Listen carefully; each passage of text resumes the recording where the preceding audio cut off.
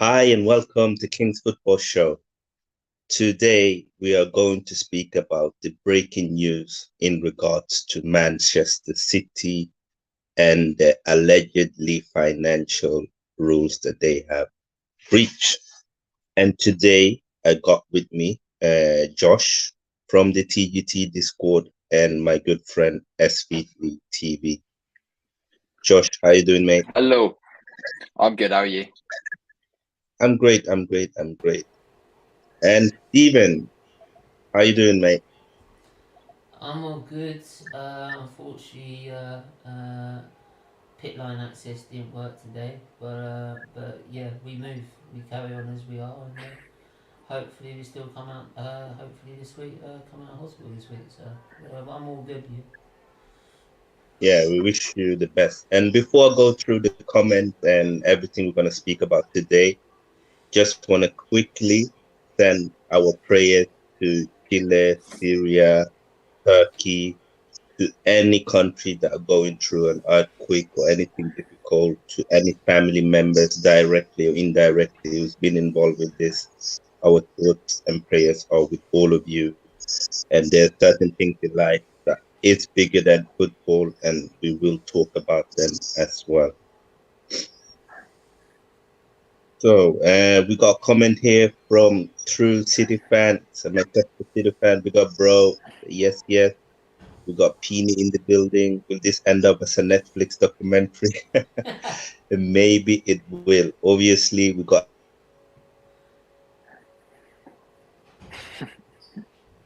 I think his internet died. You could His internet's gone. So, imagine it being shall all or I nothing. shall I rock on with this? Go on. Okay. So, as we know as of so far, um, basically, long story short, Man City have had 113 charges leveled against them. They are varying in different degrees. There is a lot of, in my opinion, these charges. In regards to what some of the allegations are being put forward, aka the grass is too long, etc., etc. So the main 113 charges that are leveled are nothing to do with the size of the dressing room or anything like that. So where Yeah. do we start? So there are 50 charges in regards to accurate information. So that is basically fishing through, how do we put this, through external companies and using them as a way of washing the money that's coming through the owner into the club. You've then got manager remediations, which is basically paying Roberto Mancini money that he claim to have paid him directly from the club. However, that has also then come from different accounts and it's not necessarily come directly from City's pocket. You've then got the profit and sustainability side of it, which is pretty simple. It relates straight back to the case with UEFA. And the remit under the Premier League handbook states that the Premier League can therefore levy these charges against them because under their handbook, it claims that you have to abide by UEFA's laws, FIFA's laws, the FA's laws. And then finally, assisting the Premier League. So been going on for about 4 years now, and it has been fought back and forward with lawyers getting involved. It's, believe it or not, has already gone to court. So City tried to have this thrown out in court, and they didn't get very far with Is it, that and that the is roughly where we are now. is that the arbitration of sport? Is that? No, so it went to court. It's already been to court in this country. Okay. So basically, they tried having the charges thrown out after it was crushed by the arbitration court over in Europe. And then they went to a court over here and said, this already been thrown out over there. Why are we seeing this now being brought back to the UK and why the charge is being pressed now in the UK? A judge looked at it and it was literally a very, very cut and dry case. And they said, there's clear evidence here, fire away, and away you go with it. So it has, believe it or not, already been through the courts in this country. as you can see, if I scroll back slightly, this is basically where the fishing expedition started. So Man City, as we know, back in 2008, before they were taken over by the Abu Dhabi group, were basically non-existent in regards to how much the club turns over. Like, they wouldn't even appear on this chart here. So they were about 103 million euros per year they turn over. And in the space of about 14 years, have somehow shot. I don't know if you can you see my screen? We can't at the minute because obviously Let's Saeed's add off this to the screen. screen. So There you go. yeah, So that'd be a good idea. they've shot all the way from somewhere down here is where they would have been, Yep. right to the top of this stockpile. The big discrimination and issue that is being kicked up by a lot of the Premier League clubs is actually surrounding their commercial deals. So their commercial revenue has gone from about 21 million to 373 million in the space of 14 years, and it's about 1500 in growth. It's shot up, rocketed up, and that is where a lot of the questions need to be answered. The record that it's gone up by is literally out of this world. So that's where the It's a expedition bit started. questionable going up that quickly. Yeah, if this was a stock, it'd be like something like GameStop, for example, where like it's unprecedented. Yeah. Like the S&P, like the biggest stock market in the world, which your hedge funds, mutual funds, everything like that targeted to, normally do about 25-30% a year. Is a really, really successful year for them. So Because to this see all an average, came. Sorry, because this all came from I believe from a leak from some hackers got some older emails, so and that's where it sort of came from what I've heard. that was where a lot of their evidence came from in regards to, I suppose, being able to put together a solid case and be able to say, look, what we've got here is factual, it's true. There are already a lot of eyebrows being raised when suddenly you start looking at the accounts each year, because obviously each year the club audits them. So that's internal and external audit. The Premier League audits them, UEFA audits them. So they go over these accounts every year, and they would have been seeing, if they literally drew a straight line on a graph, they would have seen it going up like this, which isn't natural growth. So you know for a fact, when you start seeing growth on that scale consistently, there's something fishy going on at that point in time. So the leaked emails then came out, 5-6 years ago now, it must have been. A lot of them have actually been held, and there's been a lot of leaked emails come out very, very recently. That's the internet now for the leaked emails on City. They're pretty damning. But the big thing with UEFA and why it got chucked out is there is a law in the European courts where it says that you can only use information that is legally obtained and within a 5-year time period. So that is a time bar rule. So in America, they have statutes of limitations. So if it's past a certain time period, you cannot touch it with a barge pole.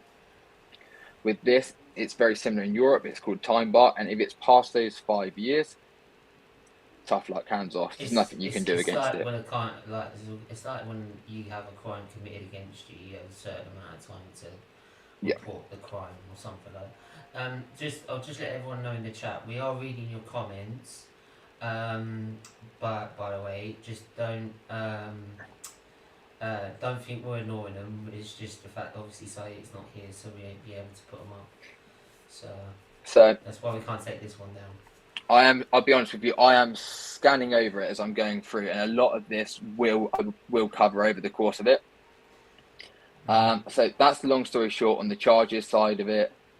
113 serious charges, not grass is too long. This is the real deal.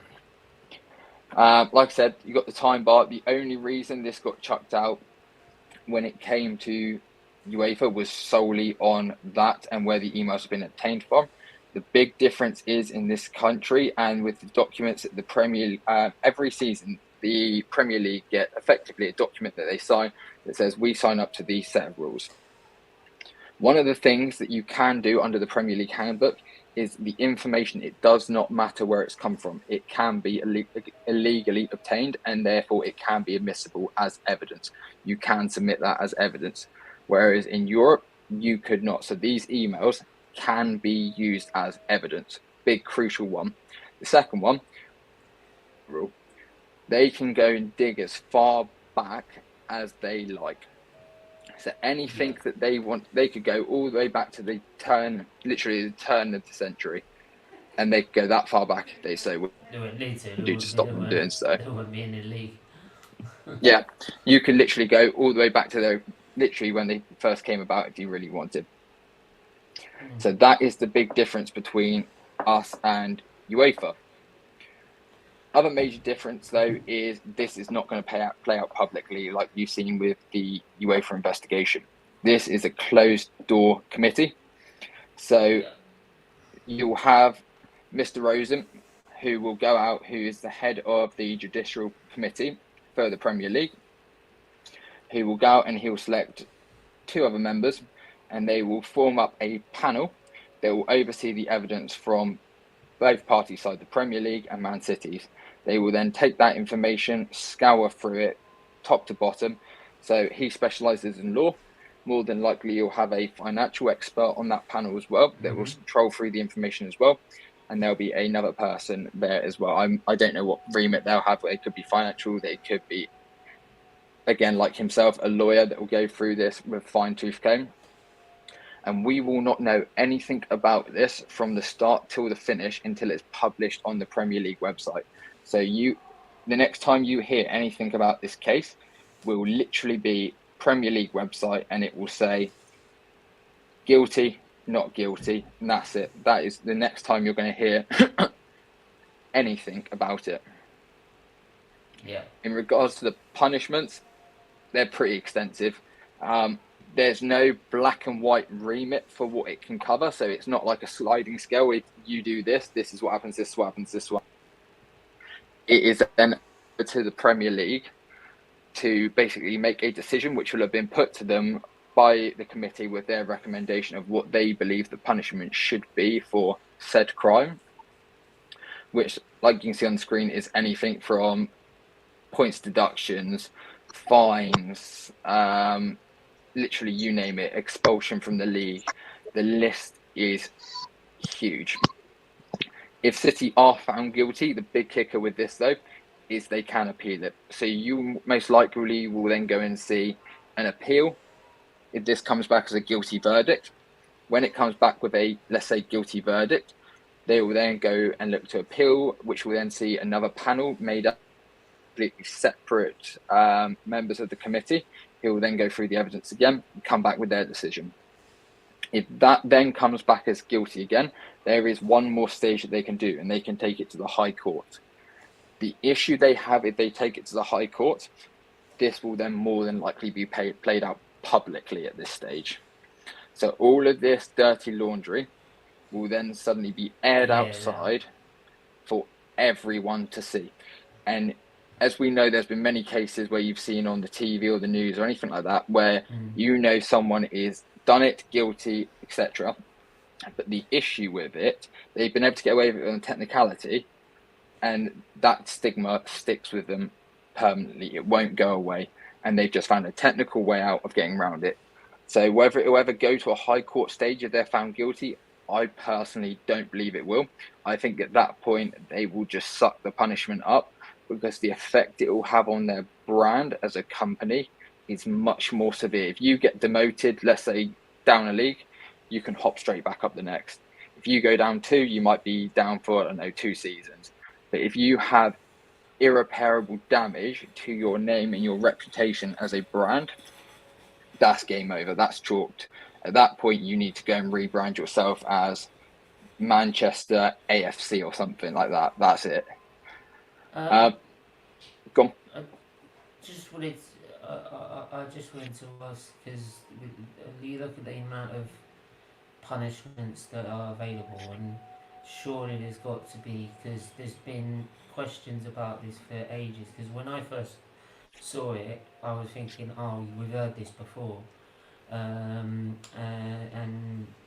it's only obviously when I looked into it a little bit further that it's actually a lot more serious than what it has been before.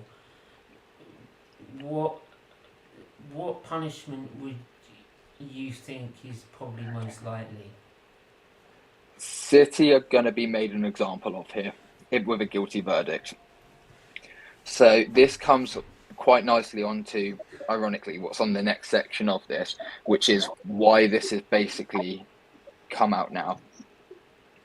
I don't know if you've seen or anyone's seen that there was a white paper leak last week. Yeah, And the white an paper independent leak is regulator. basically, is an independent regulator for football. So this came out literally 4 days before they pressed charges against City. Oh, So wow. they'd thought, here we go, we're in trouble. We've got to basically show we can clean shop, we can clean up our own house. We don't need a regulator. Let's get on with showing the league and the government that we can do our own thing here. And then, again, ironically, as soon as you've seen that, the government then pushed it back by 2 weeks for the white paper vote, which was due, ironically, to happen, I think it's Wednesday or Thursday this week. This is a game of politics. This is not the Premier League out here trying to show their power. If this never happened and this never got exposed, you would never be seeing this case brought to life, is my general opinion. This will just get pushed back, pushed back, pushed back. It might have been settled with a fine behind closed doors, blah, blah. Nothing would ever really come with it. I mean, they You're knew back, about this King. for 4 years. Yes, I'm back. Sorry, guys. My Wi-Fi was gone. I don't know if it is Man City hacking me or if it was Steven trying to They take want you over out the of it. show, Nah, nah, but nah, I'm nah, back. nah, nah, nah. I'm It's back. man. It's that hacker. It's that hacker deciding to help City out and deciding to crash into your Wi-Fi, bro. Yeah, I guess I need to reach out to Tom to get one of those NordVPN things. But yeah, and thank you everyone who's here with us live. We've got 16 people with us live, which is huge for this channel. Big up to Josh for coming here and give us a breakdown on what's going on with Man City. And I just want to say this as well, like this is not an attack against Manchester City football fans. I do believe in general fans are innocent. The fans have not done anything wrong. This I is feel sorry a for him. breakdown on the rules that Manchester City, as a football club, have done. And this is what we are trying to break down so people can get an understanding on what is it that is going on? What is the white paper case? Why is the government so interested in this? How is it linked to the Super League? How is this linked to everything that happened? And why did it accelerate after being investigated for So, 4 years? say, I mean, during the pit line I had today, the guy was gonna knock us out with sedation. He was a Man City supporter, right? And honestly, I didn't give him any stick or anything. I just literally said, honestly, mate, I feel sorry for you. I feel sorry for Man City fans that they're having to go through this because they don't know what's going to happen to their club. This could finish their club. Right? If it's severe enough, it could end them. It could literally end them, right, in a serious way. And And I think the their worst thing success, all their for success has the been over yeah, the last 15 years, and that 15 years could just get erased. That's heartbreaking. That Aguero moment, beautiful moment, right? That it could just get erased. It just be null and void. yeah, It's and I heartbreaking for do us. think that that's probably the worst thing for the City fans is the fact that everything that they did achieve on the field is always going to be questioned. It's always going to be linked to this Yeah. case, and they will never really get that credibility that other teams have got in the past, like Liverpool or Man The only United or the only Arsenal. fans I would not feel sorry for is the ones that come out And if they are found guilty and they are punished, are the ones that Yeah, still defend the club, yeah, right? yeah, Still back the club and still defend it, right? Well, Because if you if remember I was when the 100%. them, I would not be backing it. remember when the Super League Yeah, kicked off, every fan in the top six, we wanted our owners gone. Everyone Yeah, did. And yeah, if effectively you've committed white collar fraud and you're still stood there going, no, we don't mind, it's absolutely fine. Like, let's get your priorities straight here. What they've done is are literally you a put fan your of club at sport? risk. They've yeah. effectively financial doped your club up, and it's like, what's a good example? Like a cyclist, for example, winning the Tour de France, something like that for 6 years on the trot. And he's Nope, see you Yeah. yeah, later. someone like who is he?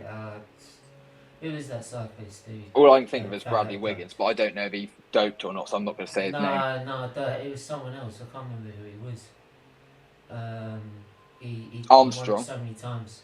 Yeah, Armstrong. Yeah, I know So who many you're talking times. about. I Yeah, forgot his and then and if you're backing that, it's like how can you say you love sport if you're backing name. someone Yeah, that yeah. you like that cheat if you're sponsoring cheating? But no, does You anyone have get a any lot of questions so far? you get a lot of love in the chat, Josh. People do appreciate you. So yeah, I shouldn't be a lawyer, I tell you that. I'm happy in the world of finance. But to be fair, and I'll put it in a because I was training to be an accountant before I fell ill again, right? And if you did this as an accountant, you'd be jailed for about Oh 25 yeah, years, yeah. This right? is white collar crime. So, You're so gone. if your supporter saying that in your defending it, saying it's perfectly fine and legal, right? You're perfectly then saying accountants should be allowed to be allowed to commit white collar fraud. Yeah, like if you go and stand on, literally, ironically, it's right down here. If you commit any of these crimes as an accountant in the world of finance, anything like that, You'd be jailed for you're life. doing time, and like And probably more than serious. what you get for murder. And that's not even a Yeah. joke. So like with murder, you normally get, I don't know, a 30-year, a life sentence. You got to serve, I don't know, 15 or 20 or something like that. If you You do only something serve like like this, 20 years. you are going away for 50, 60, 70 years. You are doing serious time. Yeah. But the only reason you a Crown prosecution case so far against the City Group from the government is it is geopolitical warfare. Like you are basically putting the UK government against Abu Dhabi. Like the geopolitical ramifications from that are huge. So Yeah. there's some things that are just better left pushed under the carpet that you just don't touch, you don't deal with, and you say that someone Money else's talks. agenda to push off. Yeah, like there's some things you just do not touch. So now this has been pushed onto the Premier League, and it is now their responsibility to look after, deal with, When it and comes to sort out. political situations, right, and how like it benefits one country or another, right, these things will get swept under the carpet. Politics and money talks when it comes down to it. Yeah, Right? And that's probably why it's been shoved under the carpet for so many years. Otherwise, it probably they would have been punished a lot earlier. like not to start any conspiracy theories out here or anything like that, but obviously after the COVID pandemic, when that all kicked off, there was an investigation going on in China, the origins and where it came from. Did anyone hear the end of that? No. No. It's yeah. the face of the earth, and it's being dealt with behind closed doors, and it's better not seeing the light of day so everyone can save face on it. Because how much do we benefit from getting in from China? Everything. It's the same with this. There Yeah. are some things that just get dealt with behind closed doors that don't get, because the ramifications of it are too big, way too big. But that is obviously How now much the dilemma of you have a body coming in, a regulatory body. how much do you think the Super League has had an impact on what's going on? This is where it started. So immediately after the Super League, when you had all of the parties meet at Downing Street over webcam with the Prime Minister at the time, Boris Johnson, this is where it originated. So Boris Johnson wasn't a fan of football, anything like that. He had no idea about it. He just understood that after the whole Partygate scandal and everything like that, he could find a way of saving face by basically backing the top six clubs, the rest of the Premier League and the pyramid, so he could save face. And then after that, you then had different members of parliament that were a bit more clued up on these sorts of things that came out and said, we've basically got a multi-billion empire here that runs itself, that's meant to govern itself, look after its rules, sanctions, the lot. There's no regulator. And this is where it started. And it's been slowly brewing away. Obviously, you've had changes of leadership in the UK during that time, from Boris Johnson to Liz Truss, now to Richie Sunak. So Liz Truss completely scrapped the idea of a regulatory body, and recently it was brought back in by Richie Sunak, which is where this is all came from and all started from, the Super League. Yeah. I think that's a good explanation to everyone who do think that this will be kept under the carpet. You won't. The Premier League is under massive pressure from the government to show that they got the competence to actually regulate the league and make sure that if anyone breaches any laws, that they will take action against them. And this is why they can't just give them a fine or just give them a transfer. And I think they're going to have to go quite strong on Manchester City and really set an example that we cannot allow this anymore.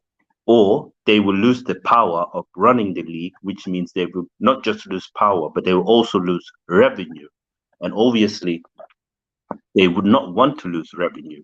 They would rather avoid doing a settlement with City and continue being the one running the game than take a settlement with City with a huge kind of payment fee and then get stripped of the power, basically, of running the league. I think the biggest scare from the Premier League's perspective is, on the face of it, the regulatory body does not look too bad. The issue is it opens a gateway. As soon as that door has been opened and there is a body there that is going to be looking after or overseeing football, it then gives the government so much more power to be able to change the rules as and when it suits them, to bring in new laws, regulations, anything like that. So as soon as that door's open, that's never getting shut again. So they've been basically barricading themselves against it, trying to stop it from happening. And now they've got to a point where we have to show that we have full control of this league. Like, let's be honest, if you look back since the Premier League started, they've never handed out sanctions, serious punishments, or anything like that on this sort of scale for anything. So this is now their make or break moment of, do we lose power of the Premier League, or do we try and show, basically save face, make an example of City, and show that we do know what we're doing and we do have control of this. They've got to. Make an example. If they want to keep any sort of power and stop these clubs taking over in effect, and if they actually, in a way, stop the Super League in a sense, they have to sort of show their power and put their foot down and stop bowing down to these clubs. They've bowed down to them enough, right? Because now we have 4 places for Champions League, 2 places for Europa League, we have a place for the Conference League, right? And still these clubs wanting to try and go to the Super League to create even more money. So they have to put their foot down and say, no, you can't run our show anymore. And if they don't, then it's just an invitation to anyone. Because the City get a fine for this, right? And that's it. It was worth cheating for 15 years. It was worth doing, right? So another club will just, like Man United or something, who could have their own new owners come over. Their new owners come in, then we think, well, Man City cheated for 15 years, we've got a slap in the wrist, so why don't we do it? Yeah. You know what I mean? And then it just spirals out of control. The issue as Yeah, well you've that's the got problem. is this. It's probably not well, obviously it isn't public information, but I think it's known by quite a lot of people. The Super League is not dead. The Super League will be back, Oh and yeah. I believe myself personally, with the circles that I hang around in work, that this is going to be happening. Not the idea of it. This will be happening in their view by 2030. This is going to be here a lot quicker than what you think. When you look at the fine nitty gritty of the Super League and who opposed it and who liked the idea of it, it was a younger generation of fans from about the age of 20 and down really liked the idea of the Super League. It fitted their ideals perfectly. So if you push this slightly further forward, 7 or 8 years, those fans then become 7 or 8 years older. This suddenly doesn't get as much kickback. It's your older generations that have grown up on the football pyramids and liking seeing these clubs climb up the ladders. But I can tell you for a fact that the Super League is not gone. So I got a question as well before we move on to the Super League. Do you reckon that City's owner are at any risk losing their license if they are found guilty of breaching some of these rules that they allegedly have broken? When you say license, what do you mean by license specifically?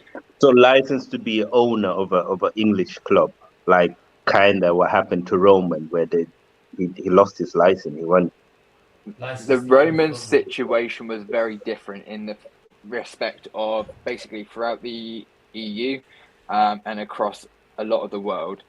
And Russia obviously invaded Ukraine, long story short, and they wanted to target Russia. So what did they do? They put sanctions on Russia, imports and exports into Russia, to try and basically collapse their ecosystem inside Russia. The next thing they then went after was the oligarchs. So the oligarchs in Russia control large segments of industry. So whether that be transportation, whether that be mining, whether that be oil in Roman Abramovich's case, they sanctioned him. So basically, all of his assets in the UK, anything he held in any, let's say, America, Europe, anything like that, or his ship, if it was docked in, was seized. And they effectively just took it, sold it, and passed it on. So that was very different. The issue you've got is city owners are found guilty, they own it. Like if you go and do a crime or something like that, let's say you sell drugs, for instance, and you buy a nice fancy car with it, and that's then the money has then come directly from drugs. That money has come from crime that can then be taken because that is an asset of crime. This is very different. All they are doing is they're using an asset and just pumping up its value. So you can't get rid of them in that regard. However, you can make their life very difficult. Yeah. Is he still there? Or is he frozen again? I think He's frozen again. But yeah. He's not So in that's today, is it? no. So that's that in sort of a nutshell. On the side of what realistically can happen is it's a very touchy subject with the geopolitical ramifications of what will happen if you decide to go after the owners.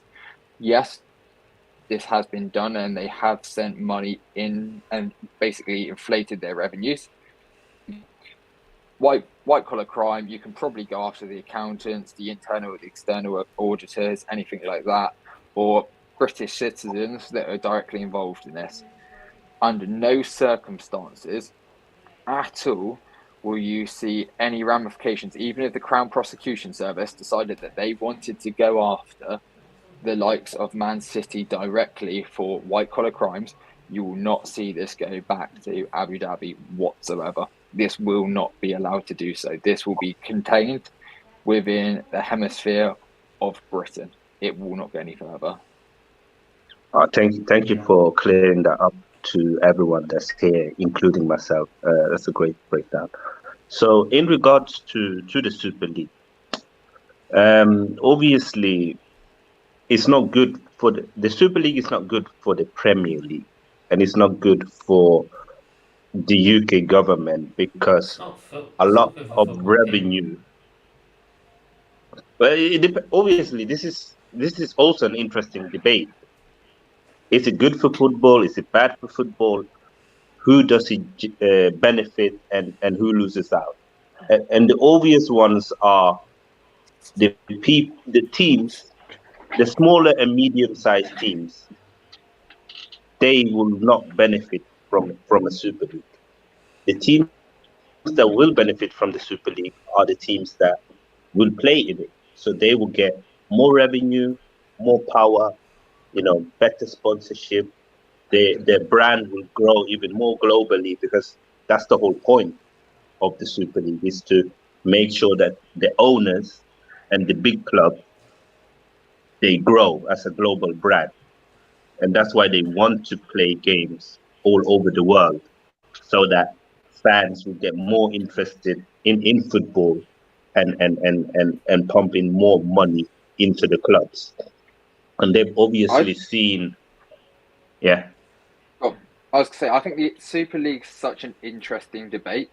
I think yeah, you read the actual headlines of what you see online in regards to it, and it's instantly painted in blood. Like, if, if you look at it online, it's basically the worst thing that could ever happened on planet Earth. yeah, Deep it and dive into it in detail and read through the pitch from the people that were basically looking to put together the Super League. It's not a bad idea. Like, if you in it, it's really, really not a bad idea. The came about, they snuck behind UEFA's back. So you had loads of different owners from all the clubs that went behind UEFA's back to set this thing up in secret. They didn't want to come and do it openly. And then from there, it was basically forced down your throat by UEFA, by the media. This is awful, stand up and rebel against it. They were so close to having a perfect concept for it. The issue was the timing. So the timing of it came out at the same time that the UEFA were basically lining up to restructure how the Champions League worked. And basically they were collared into releasing it early or earlier than they were wanting to after whispers were coming out about this Super League. The idea of the Super League that I like is, let's say, rather than the top four places in each league go to the Champions League, imagine if you took those top four clubs and you then sent those top four clubs to a separate league above the Premier League, above Liga, above the Bundesliga, the Serie A, La Liga, anything like that. And you said these four clubs from each of these different places will go and play in this individual league. However, the difference is when you get to that league, you can be relegated from it back to the Premier League, let's say, for example, or from the Premier League, you can bounce up to the Super League. And the only difference would be you've basically got that now in the Champions League. Like, the difference is you play the Premier League and the Champions League. So imagine having the Champions League in a league format rather than played on a Tuesday or a Wednesday night. You go and take it off elsewhere and play it then. Honestly, in principle, I think the idea of it is brilliant. I really do think yeah, the idea of it is good. It's just how it went about it. It came across so dirty, muddy, and wrong. yeah. I think it's a good debate, and I think it's an interesting one. And I think my stance on it has changed a bit during time. First of all, because of my what's it called? I don't really trust the UEFA or FIFA that much. I don't think they are just there for the money basically. And we've seen it, with the amount of games that they keep on increasing, with how much FIFA signed on revenue to the they Super League. yeah, FIFA yeah. signed the And paperwork to say they're happy with it. of course they would. Of course they would. But for me, when you think about it, yeah, there are more global fans around the world who support these clubs than there are fans supporting the club in their respective countries, like in England or Italy or Spain or France. So if there is a way to have another tournament where these clubs can play live in other parts of the world, where international fans get an opportunity to watch their team live, more often than you. Has he gone again? Yeah, he's Yeah. gone. The I thing think for he was me, saying, gone. During Is he summer, back? too bad. King, your internet's dropping out again. yeah, it's dropping out in and out. Go on, what were you The, going to say on it? the thing for me, I'm more of a traditionalist when it comes to the whole system. I mean, I never liked it in the first place, especially when it was done in the middle of a pandemic. For starters, second of all, I get why like having an international fans go see a game live is a good thing, and all that. Is for me, I'm very traditionalist. I feel like if you're gonna play the best teams in the world, you should earn it in your respective leagues to go and have the right to play in it. And still, and yet still be good enough to be able to compete at home domestically in order to try and stay in it. For me, um, though they've included promotion and relegation, I still feel it'd be very unjust and unfair to the other clubs in the Premier League. It will be whoever gets in it in the first season will have such an advantage going into the next season afterwards because the amount of money they earn out of it to be able to um, put themselves ahead of the competition in their domestic league. So yeah, for me, it's yeah. I've never supported the idea. For me, it's something I just don't would never fully get on board with. And if we say if Arsenal did qualify every season for it, eventually you get bored playing What Arsenal about the every other Champions year. League? That Um, Right? the Champions League is Champions as League, near as damn it to it. yeah, but the Champions League, right? You have to fight in a Premier League that you have to, as long as you're playing in the Champions League, you also have to fight in the Premier League to make sure you get in the four spaces that are so well contested for to be able to qualify in it. So you know once you're in it, you fought damn hard to be there, and you're not guaranteed to be in it in next season because there's only four spaces. It's Or gonna be maybe five actually from next or yeah, Yeah. season. well, Yeah. yeah, five spaces from next season. So but there's so much competition because of how vast the Premier League is, um, and I like going to teams um, like going to Everton and watching. Yeah, I know it wasn't a very good performance, but like losing to Everton, that's the whole point of going and playing in the Premier League, right? So that if you then go into the Champions League, you've earned the right to you've managed to beat the teams in your respective league and fought hard to be able to compete in that. So that's the way What's I the look on football. difference from the Premier? So we had obviously in the Premier League, we had the top six were our six teams that were basically rotated onto the Super League. You've now opened up the five spaces, the top five But now, spaces to the but now Champions League. even, but now you don't even get the top six rooted to that spot even more because you get teams like it used to be less. It was Leicester at one point in West Ham and Brentford. Look at Brentford at the minute. They're in a European place at the minute. So like you get these other teams that are fighting and having a chance to. Let me give you an Okay. example then. So That's Yeah. let's that's the only say thing I like about it and why I still if you support that took the side of it. top four teams from the Premier League, okay, and you took them straight into this, let's call it the Super League, and then that goes all the way across, and then what you then see is an additional four teams pulled up from the Championship to fill out the Premier League. additional 4 pulled up from League One to fill the Championship, etc., etc., etc. So you've already got 4 sides in the Super League.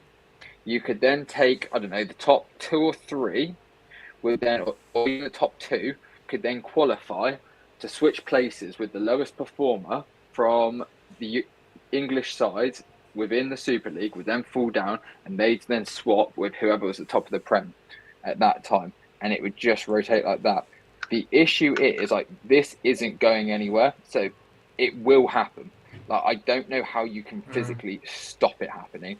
So the idea behind it is we're trying to, well, I say we, as if I'm involved in it, but it's trying to find a happy medium of 2 parties where everyone is happy.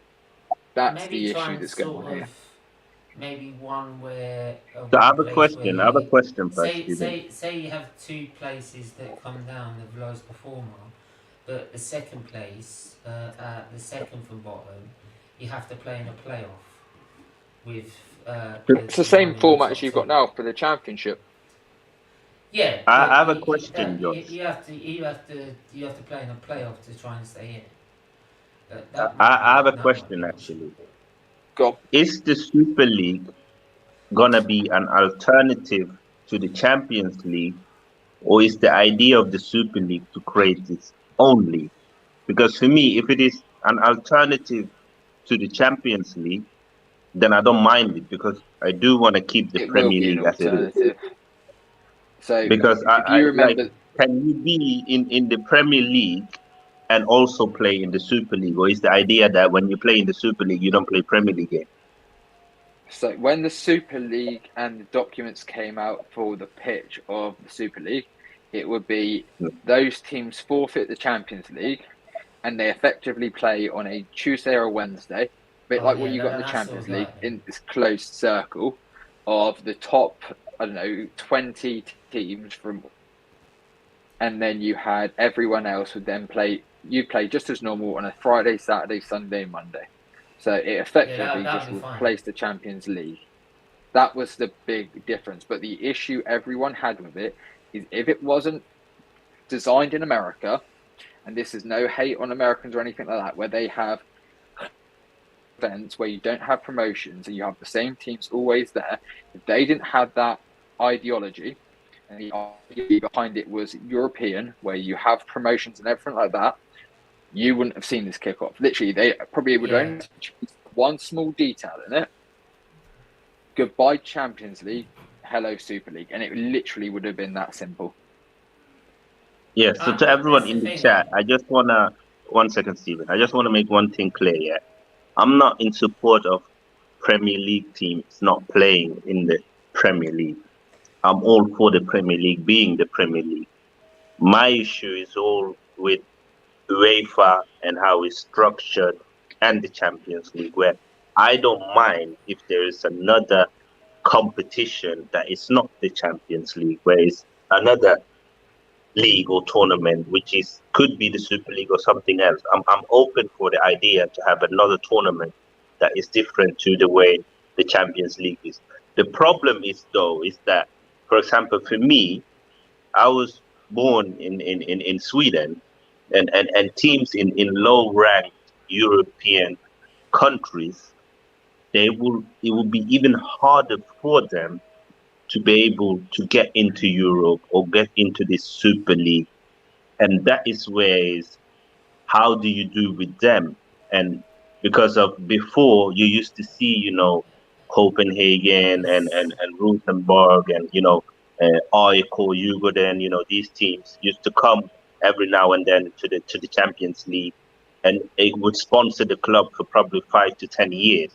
Whereas now it's less and less likely because everything is based on coefficients, and obviously if you have less money and less revenue, it's harder for you to compete, especially when the bigger clubs are getting richer. So if we want these leagues and grassroots football to be able to survive in these countries as well, we have to be aware of that issue and see what model can we do where they can also get spots into it. Otherwise, it could be very damaging for football in other Me, countries long term. Let me me, field a point at you then. So you Yeah, had, it was only in the 90s that you had yeah, Blackburn Rovers, established Premier League club, flying at top flight, incredible side.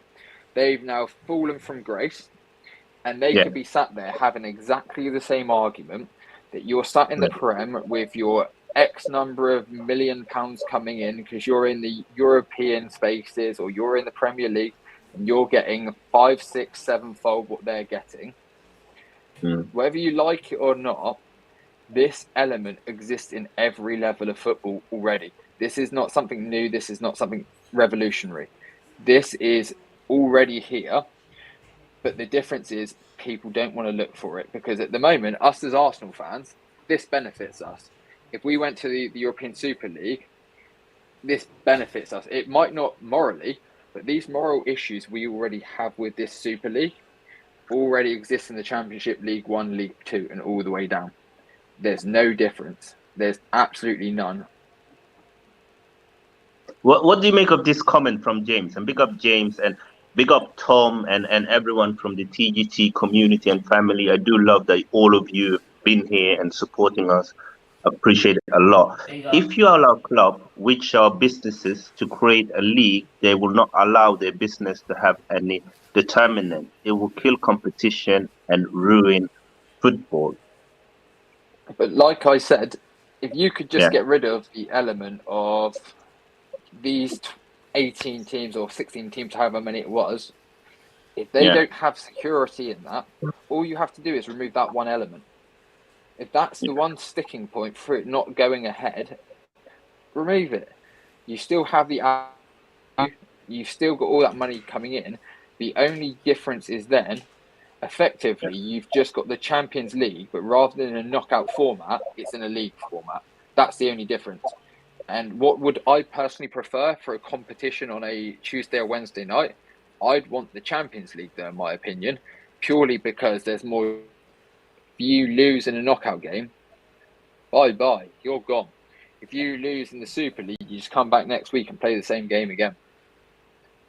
There's no Josh, difference. And also a Josh, question, in a question, yeah. uh, Player welfare is something I do think people do dismiss a lot. If players are supposed to travel all around the world more often and be able to compete and play at the highest level in Spain, maybe 10 times in the year, and go to Italy and maybe a few games in the States and a few games in China and a few games in the Middle East, for example. Plus, they're going to play with the club teams and the national teams. How will it impact them? And can is I it just realistic to expect say, that from them? Got I think it should it. I think in time, like this has to be addressed at some point,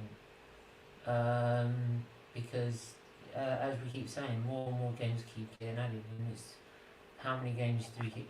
We've seen how many games have been added already, and this whole calendar year has been there's a major reset.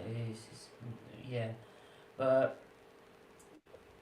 I wanted to ask the changes that they're gonna make to the Super League that they want to bring about. Does it does it still mean that like it takes over the Champions League, or does it I mean just that want to they say, still just to clarify, I does it Yeah. mean still ne- the Premier I League clubs don't just playing the Super League? I've never had personally myself. I've never worked for the company that started the Super League. I have friends that work alongside. Not none of them have ever been directly involved in this Super League. The Super League was based in North America. It has since been moved to Europe, to Frankfurt specifically. It is still going. I'm only talking from what I've read and what I've heard from within my inner circles. The Super League, it's just not going anywhere. There's no other way of stressing this. like the money is still being backed and put there by JP Morgan, who were the big financiers behind this. So they were the ones prepared to put up X number of billion to sponsor this thing. It is coming around in some way, shape, or form. The difference I think you'll see is if UEFA can find a way of creating this Super League or merging the Champions League into some idyllic version of what they had previously planned.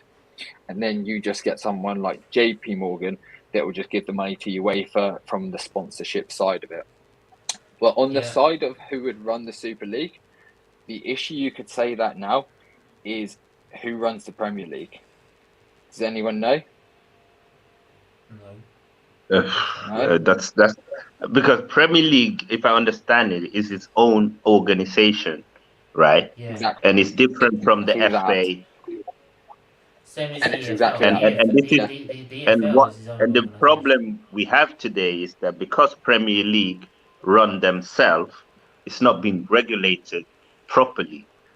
And I think that's also a scarcity for the Super League. If it was to be regulated and run by football clubs, who's gonna hold them accountable for for You've already got doing that what issue Man in this City is country. doing? Do Yeah. we not already have a Super League in the form of the Premier I, League?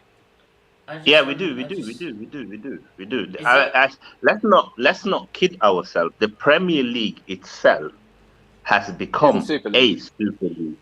Yeah. And if you look at Yeah.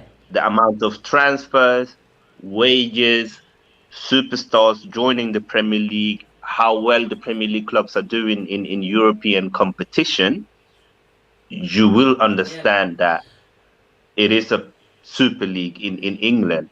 The only difference is that it's not Compared to branded the as a Italian Super league. League, and you can have every now and then odd teams doing well. So, for example, this season, Chelsea See, and Liverpool are having a bad season, whereas Brentford and Brighton are having a good season.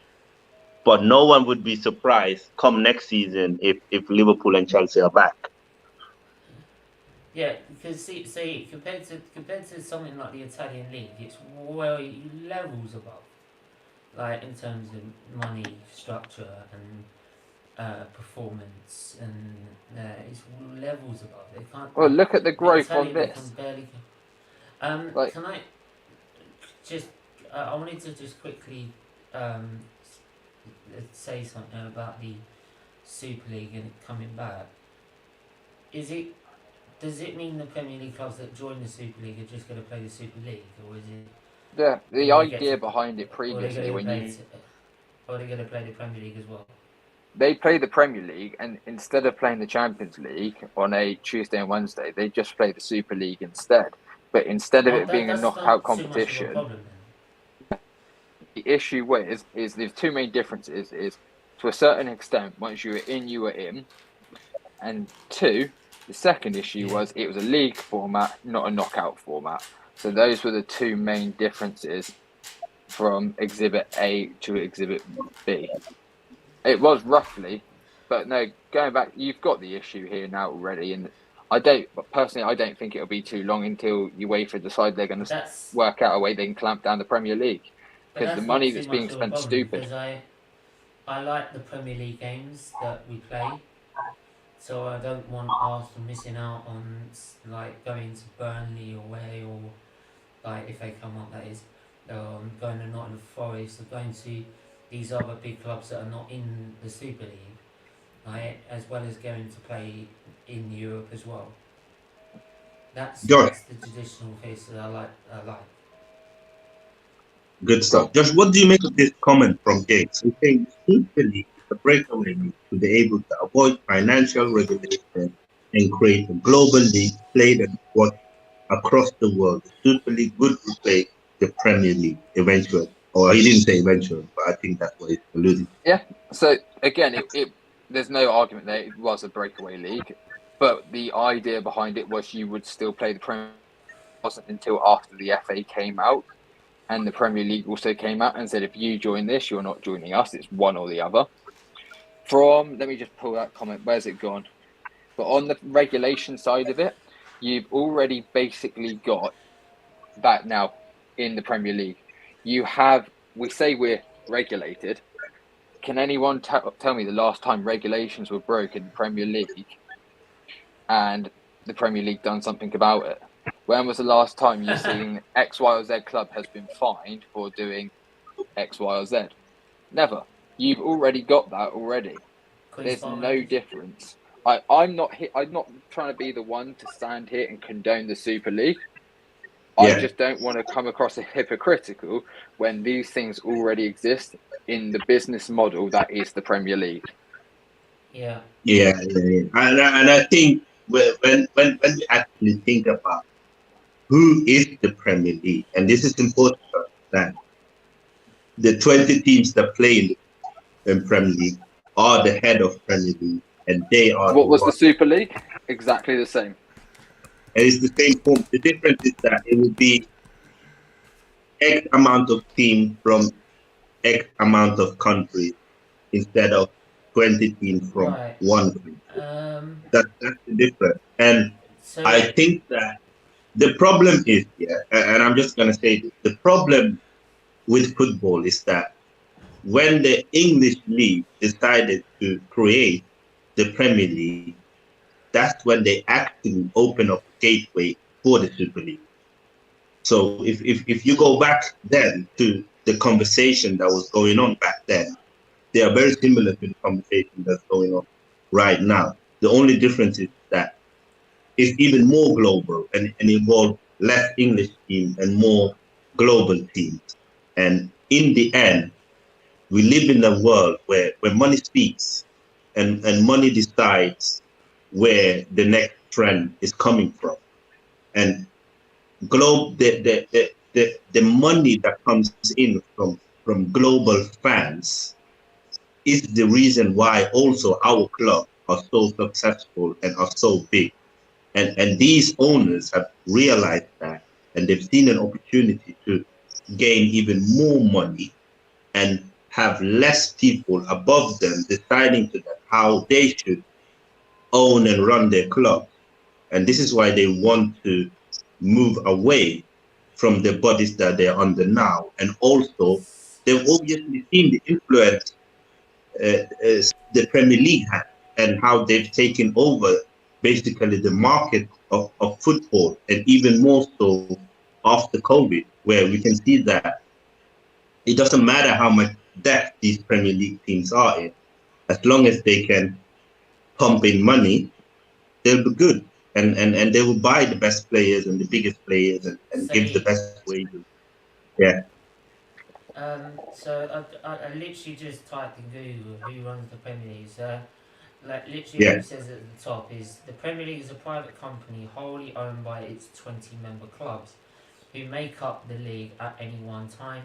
Each individual club is independent, working within the rules of football as defined by the Premier League, the FA, UEFA, and FIFA, as well as being subject to English and European law. That's it. yeah. And And let's not if you forget ever that. wanted to put a nail through the coffin of the Super League, you do one thing, you bring in regulation, you bring in a governing body.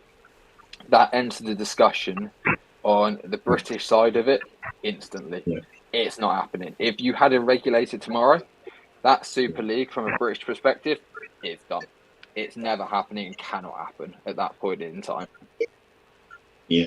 So, what would you say to? I expect that John comes from Scandinavia. It's a very Scandinavian name. Right. Do apologize Before to you you. before you continue, say I've got to head off. I've got to get some sleep. Oh It's been yeah, a yeah. really So long day. Day. before you head up, everyone that's here today, please do subscribe to FP3 TV.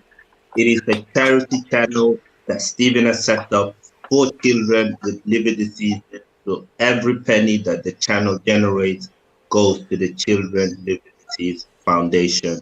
And Stephen himself has had 6 liver transplants. Sorry. So if you could subscribe to his channel and share his content, it would mean the world to me, to him, and all the children that he is helping. Yeah. Thanks for that. Thanks for that, man. Of course, of course. Yeah, Any last word? like it's great to be on. Give my opinion as always. Like I said, we talk Arsenal and Premier League content like we do on King's Football Show. So yeah, head over to SVP TV. If you think I speak sense or you think I talk trash, right, just come over, give us a subscribe, right, come give us some abuse. I don't care. I'm used to it. But yeah, make sure you hit the like, you hit the subscribe. But every time you do watch, you do raise money for Children's Liver Disease. So please do go and support SVE TV, as well as go and subscribe here on King's Football Show. And glad to meet you, Josh, as well. Really great talking to you about today's topic. Big up, Stephen, man. Thanks for coming on. And yeah, oh, sorry, I got you on solo. Let's see. Going back to it, have you got any other questions though, so I suppose surrounding City to wind this all the way back in a circle? Have you got maybe what we for me is that I know a lot of people have said that, oh, we've seen this before. Man City are going to be able to just get a fine, or Man City will get away with it. The Premier League are not gonna do anything because Man City is too big of a brand, so they won't put them in the Championship because they will lose out on so much revenue. What do you have to say to those statements? Man City, well, it's not Man City. The Premier League have no choice at the moment. As I stated earlier, this is in the realms of politics now. This is strictly Premier League versus UK government to prevent governing body. It is literally as simple as that. And the Premier League, like I said, have never shown face that they can stand up and basically stand up to a bully when they break the rules. This has been going on since 2008, 2009, and they've basically done diddly squat with it. So you then had the FFP rules come in. All they did there was use subsidiary companies to pump more money in, and they did nothing still.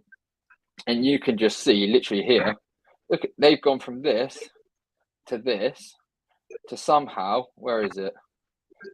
Being apparently turning over the most amount of money in football.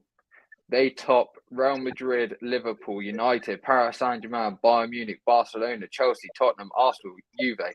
These mega giants of clubs that have been around for decades have been dwarfed in 14 years from dodgy money coming in. It's mental. And like when you look at it, Man City have an average fan size. Well, their fan size is about 87 million fans. Real Madrid have basically threefold that in 272 million.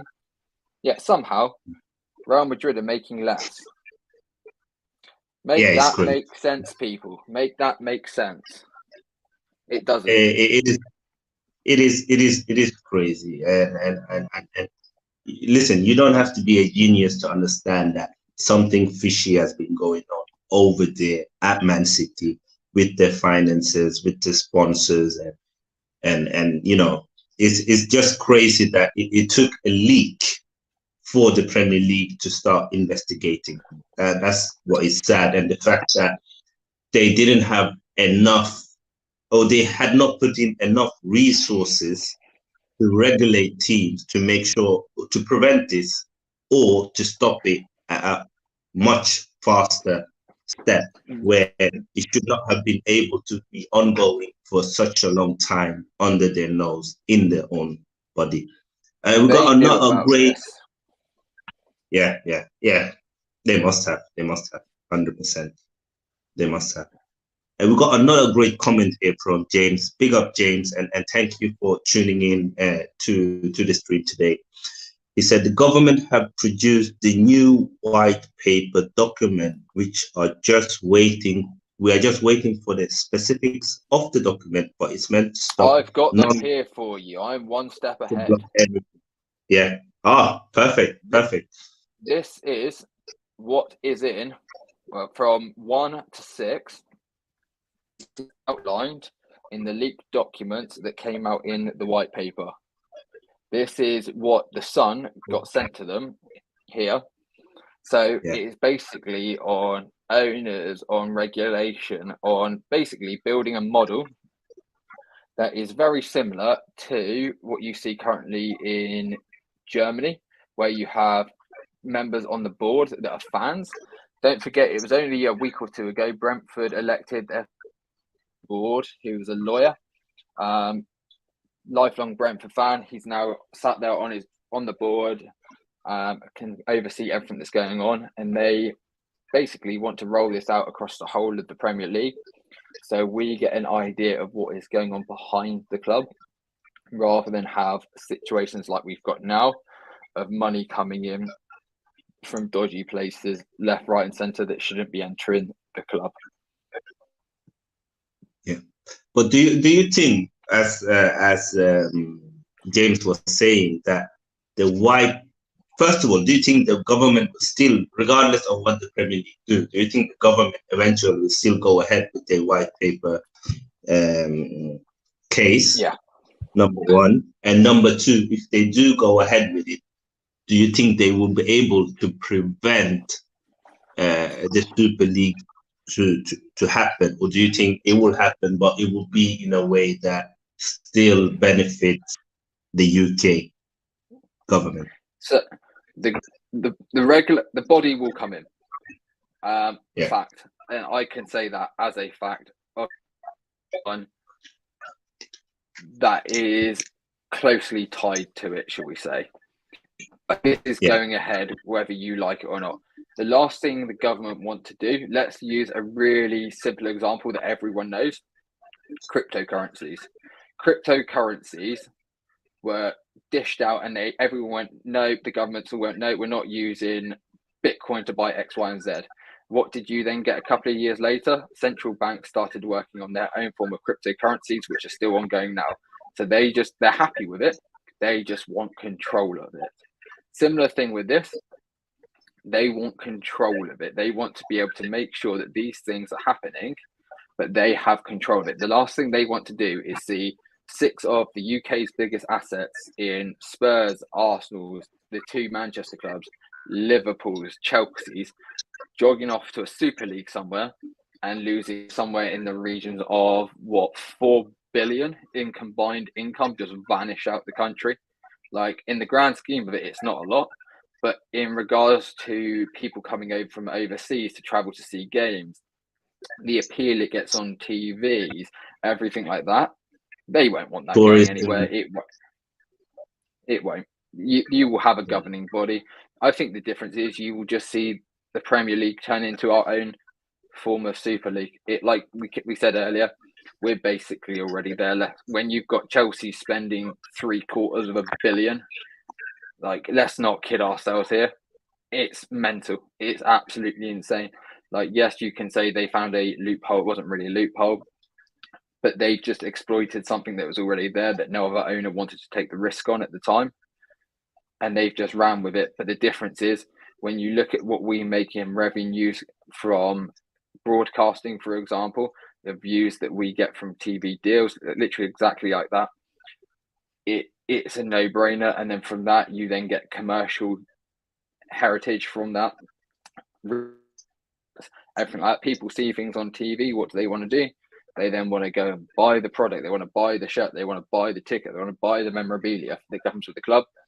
And it's all a great big cycle that just goes round and round and round in a wheel. Yeah.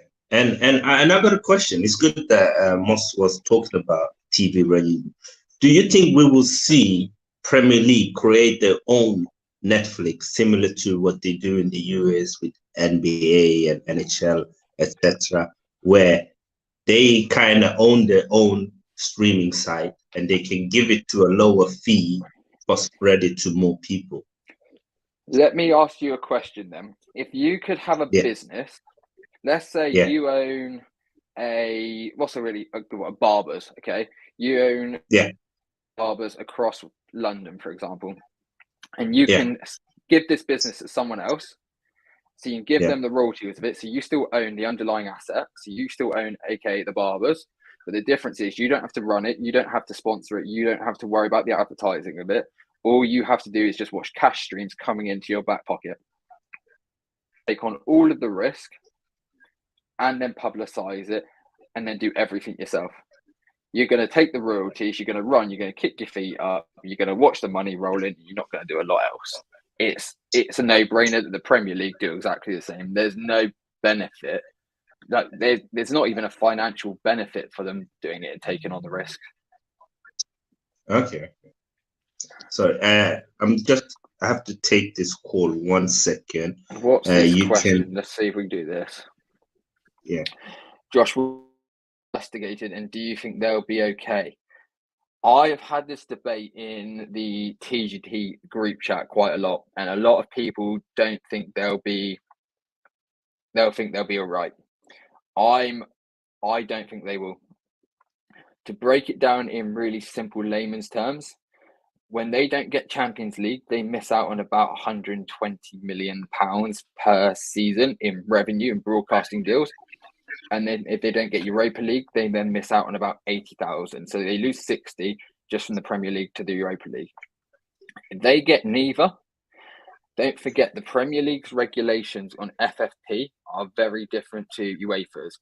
The next big thing on this is the UEFA regulations are completely changing as of the end of this season, where it's all now based off of sustainability and finance. You have to be able to pay your staff, your wages, your agent fees, your transfer fees, everything that oversees and comes through the club. 70% of that, you can only spend a maximum of 70% of that money that is coming in the long and short of it. Chelsea, they lose 120 million through not playing European football, are in trouble. I cannot stress this enough. This loophole, they'll be fine. They're amortizing it over 7 or 8 years. They can put that money over 7 or 8 years. The difference is the impact that they lose instantly from not being in Champions League football is far greater. It's so significant. When you break down a club's balance sheet and you go through the accounting that comes out, not having, like, for example, if you go back through the Arsenal ones and you look at where we lost out on Champions League football and then went to no European football, our accounts fell off a cliff. And it'll be exactly the same with Chelsea. The difference is these guys have just spent $750 million that they then got to find the money from somewhere. And the owners can only pump in a maximum of about 80 million every 3 years. They've pumped in their 80 million. So they can't pump any more money in to top it up.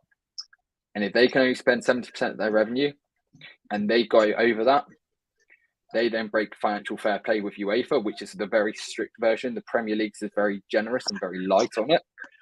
They're in trouble.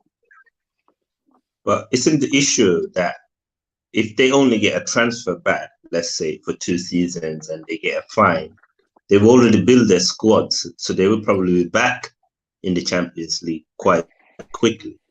And this is why it's not as effective as people thought it would have been with transfer bans, because we've seen it before where teams get a transfer ban, they appeal it, they buy enough players, and then they are okay for the next 2-3 windows.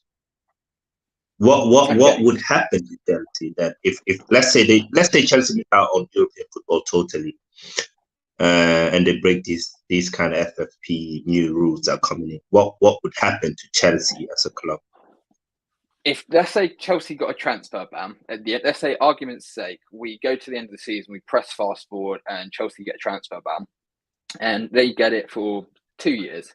They can't buy anyone in 2 winter windows, 2 summer windows, okay? Roll this forward throughout time and think of the process very gradually. You've got players that are 30, that by the time that we can now buy players again will be 32. So they will have fallen off their peak. And also, these 18, 19, however many players they've signed, many of them do we all think will be successes? You might say your Mudriks, your Endos, your Maduekes, I'm trying to now think, maybe your Nkunku's when he comes in the summer, these players will be a success. But let's say just one or two of these big names come and don't make it, like you've seen with your Havertz, your Werners, your Koulibalys, these people that everyone thought were banked on winners and that would be 100% start and take the club to another level. If they're then stuck in a transfer bin with dead wood, they're effectively repeating this season for the next 2 seasons, but can't buy anyone. Yeah. And that's why if it happens, I hope it will be over 2 summer windows rather than 1 summer window, because I do think that 1 summer window is quite ineffective. But when you're out, let's say they miss out on Champions League and then they miss out on Champions League 3 years in a row, it's gonna be a big problem for them, especially because it is a new project with Chelsea. What do you make of this question?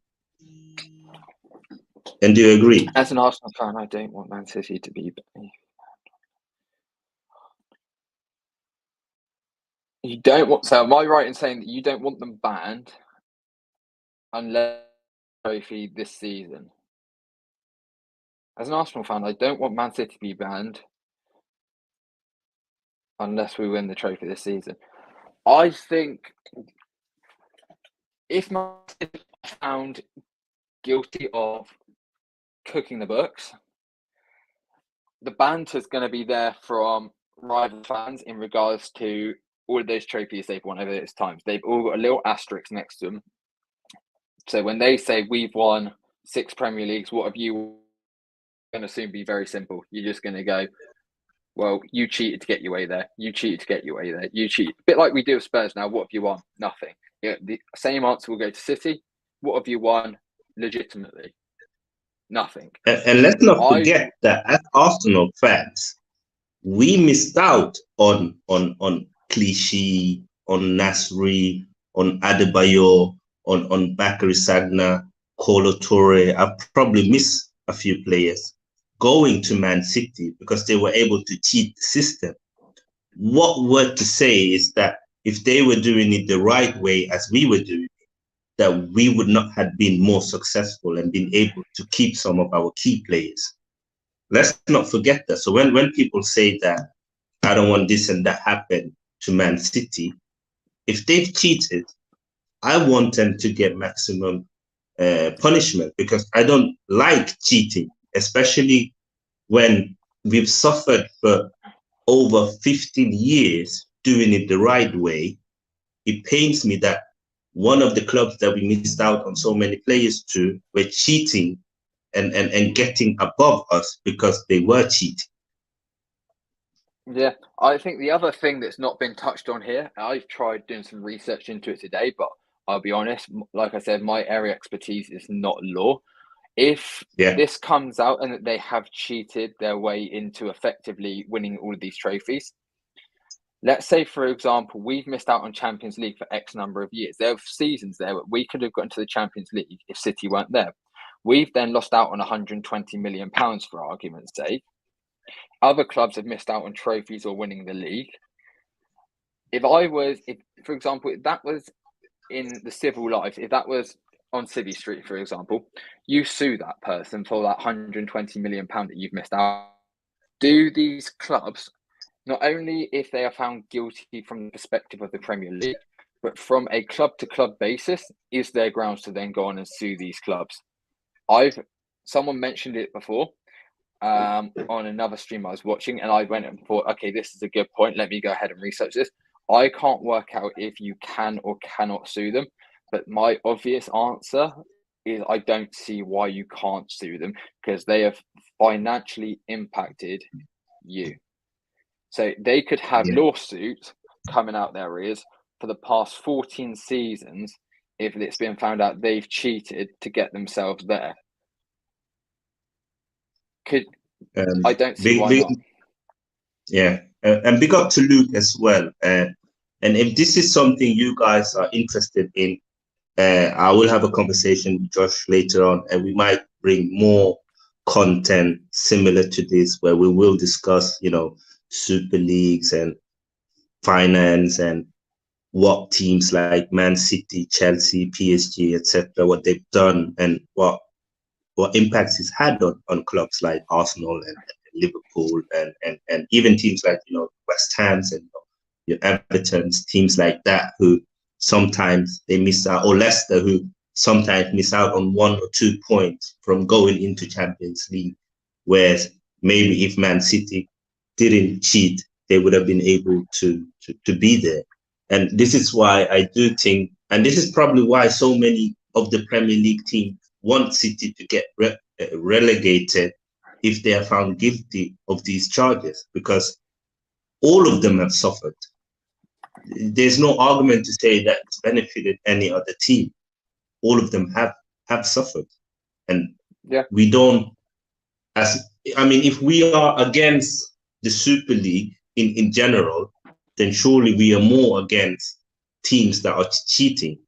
And this is why, for me, would it also not be beautiful if the first team to be able to win the Premier League when all of this has come up would be Arsenal, because we arguably one of the teams that have suffered most because of Chelsea and Man City.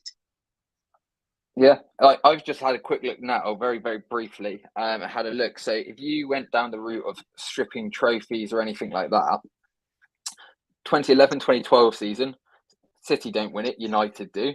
The season in 13-14, Liverpool have got another Premier League. 17-18, United have got another Premier League. 18-19, Liverpool have got another. United have got another one in 2020-2021. Liverpool have got another one in 2021-2022. But on the cup side of it, Stoke City would have won the FA Cup in 2011. Watford would have won the FA Cup in 2019. Sunderland would have won in 14 the Carabao Cup. Liverpool would have won a cup in 2016 in the Carabao. Arsenal would have won a cup in 2018. Chelsea would have won one in 2019. Villa would have won the 2020 Carabao Cup. And ironically, Harry Kane would have an actual trophy in 2021 in the Carabao Cup. There's a lot of teams there that have lost out on trophies, all biased aside towards Spurs or making any jokes or anything like that. There's a lot of clubs there that have missed out on trophies, money, reputation, heritage. There's a lot of damage that's been done if this comes out as true. And I completely agree with what was said literally just here. And you can't basically rewrite history. I 100% agree with that. But yeah, I have an asterisk next to their name. You can't go ahead and say, let's think about it. If you do this at the Olympic level and you're caught doping, your gold medal gets passed down to whoever got silver to bronze, and bronze to fourth place. This happens in other sports. It's just pretty unprecedented that it happened in football. Yeah, and you could arguably say that financial doping in football is worse than actual doping, because of the advantage of the amount of players you can attract by cheating your finance. And this is the problem with football. I do think that sometimes we are very traditional, where okay, we haven't stripped anyone of titles before, therefore we shouldn't do it.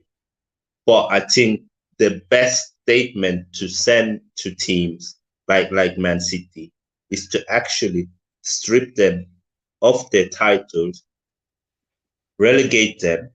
At least that is the kind of a minimum you can give to teams, that, you know what, they cheated for X amount of years, they did this, they did that, and because of they did that, this is what we are going to do to them. And maybe they have to pay a fee, a certain X amount of money to each team that got relegated those seasons. As you know, I don't know, but I've got a nice little fact here for you then. So if we were to say, let's just scroll back to this. If the wage that was coming in, the revenue or the turnover of Man City wasn't inflated, like you're probably allegedly seeing in this statement, which I'll admit I 100% believe, this figure here, my guess is realistically they fall somewhere between Arsenal and probably West Ham United is my guess, is they'd fall somewhere in this bracket here on their wage side, okay? Arsenal's wage packet per week comes in at 1.9 million, okay? Man City's wage packet is basically double. It is 3.7 million pounds. If they had to accurately go by UEFA standings on FFP, and they weren't able to inflate their income to be able to pay these wages, I don't think they can pay a fraction of these players. They can't afford 100%. to pay these. They can't afford to pay Kevin De Bruyne 400. They can't afford to pay Jack Grealish 300k a week. They can't afford to pay Erling Haaland, which is reported, even though the official figure state is 375,000. It is reported with bonuses and all. It comes in at about £850,000 per week.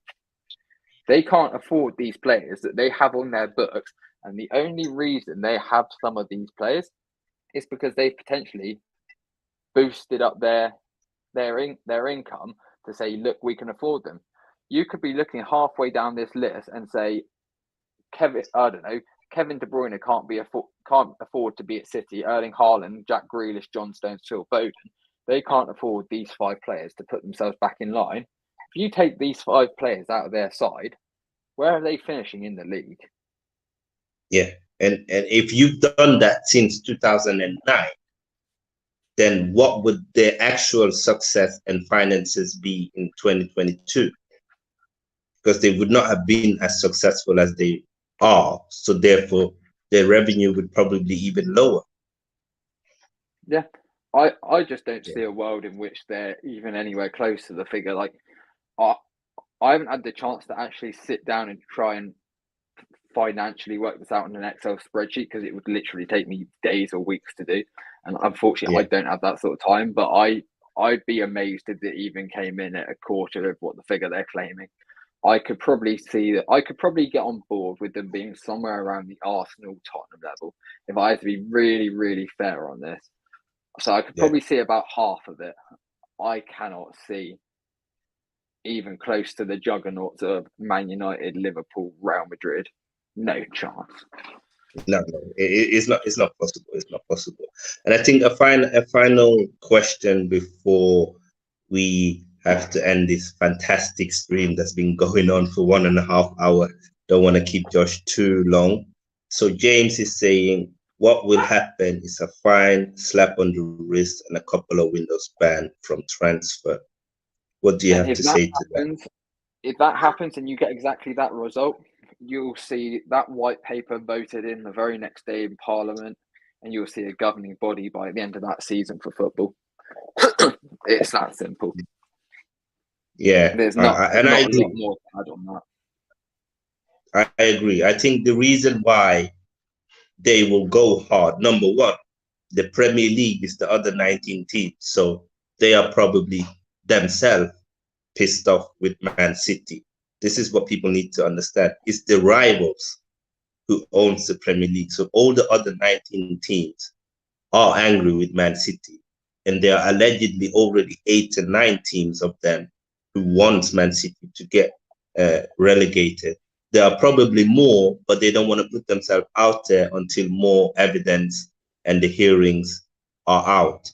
So don't be surprised if the Premier League, the other teams, go hard on Man City, because you can imagine that teams like Arsenal, like Everton, like West Ham, like Liverpool, are very, very angry with Man City. You just have to listen to some of the statements and press conference that came out after the Super League to get an idea. Yeah, I'm just reading this comment here that sponsorship money cannot come from companies owned by the owner, which is effectively what you've seen with the case of City, whether it be they have a majority share, they own the company, it's their mate that they've passed, bank transferred, I don't know, 300 million. They've just gone, yeah, we'll sponsor you an extra 300 mil on X, Y, Z. It's very similar. The issue you've got here, Todd exploited the rules. Todd Bowley, if you look at it from an accounting point of view, has only spent roughly, if you really want to break it down, he spent 750 million. I'm going to do the maths on the fly here. So Todd Bowley spent 350 million, and the average length of their contract has been about 6.5 years. So you can amortize that amount of money out, and it comes out he'd spent about 120 million pounds. The big difference with football and how football finance works is a lot of the actual financial outlay comes to start with. So when you go and buy said player, let's say in the case of Enzo Fernandez, that's just been bought from Benfica, yes, he's cost them 105 million pound. However, they've had to pay a large chunk of that up front. So let's say it was 50 million in one season, and then the other 55 million will then be paid over the course of X number of seasons that's personally been decided between the two clubs of Chelsea and Benfica. How that looks on a point of view is very different. From an accounting point of view, you literally just say 105, he's on an 8-year contract, so 105 divided by 8 equals X, and that number is on the accounts for X number of years. It gets very geeky, very financy, very nerdy at this point in time, but the physical outgoings from an account and what shows on a balance sheet don't always tally up, and that's in the world of finance. We call that liabilities, is what you still owe and what's left on a contract. But that number's not always going to tally up as true until the end of that contract. Surely with top billion, also the claim. Okay, I'd asked just on this one here. I'd asked the question of how much debt are the Glaziers in. So the Glaziers, when they took over United, done something again called a leveraged buyout, which is where they put down about 250, 300 million pound of their own money, and the rest of it they took and borrowed from a bank. So a bit like when you go and take out a mortgage, you put down a deposit of 10, 15, 20%, and the bank lend you the rest. The same here. And they've only put down a fraction of the amount. The banks gave them the rest. And all the Glaziers have done is, rather than inherit the debt themselves, the debt is against Man United Football Club instead of directly being against them. So the debt the debt side of football, a bit of a myth. It's all about making sure how your books balance at the end of it. So yes, cleared a lot of the debt, but also when Abramovich took over, he cleared a lot of the debt. A lot of the money Abramovich gave to Chelsea, even though he could pump in X amount over the years under financial fair play when it came in, he was still giving them more money. But instead of him giving it to them as a gift in that 80 million pound that you can give over 3 years, he gave it to them in the form of a loan, which had to be paid back. But instead of like a normal loan where you pay interest, he just did it without interest on it. So effectively, he was gifting the money, no interest, and just pay it back when you can. Nice and simple. Yeah, exactly. That explains a lot. KFC do it with Arsenal. Yeah, there you go. KFC do it with Arsenal. The difference is at Arsenal, we pay interest on it at Arsenal Football Club. So we don't get gifted the money. They lend us the money, they loan us the money, but we have to pay interest on it. And also, if you go and look, KFC have never ever actually put their hand in their own pocket and gifted that 80 million pound over the 3 seasons which they're allowed to. They've never done it. Same with Tottenham. It's never been done. The clubs are designed to be self-sustaining. Same as at Liverpool. Liverpool have an FSG when they first took over, did put a certain amount of money in. But the 3 clubs are designed, and the way they're built in their model is to be financially sustainable. You guys, you keep on putting in questions, so we can't end the stream. But the last one from us will be the last one that we will answer. Abramovich was forced to clear the debt that say that he didn't receive much. So surely Chelsea clearing the club debt gives them a huge amount of cash.